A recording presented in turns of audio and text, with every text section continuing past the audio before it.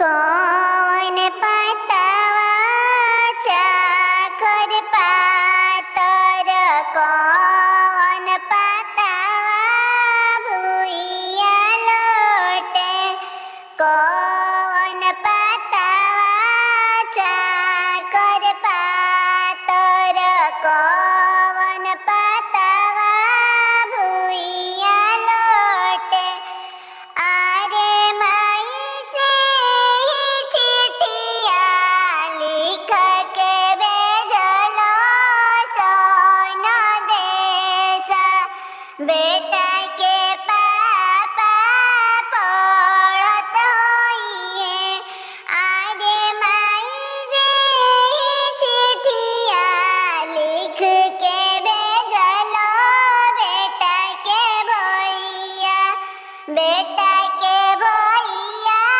पड़त होइए मन मुस्कुरावत होइए आम पतवा पातर पातर पान के पतवा भुइया लोटे आम के पतवा पातर पातर पान पतवा भुइया लोटे आरे माई पान पतवा चिट्ठिया हम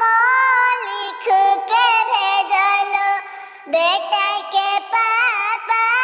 पड़त होइए बेटा के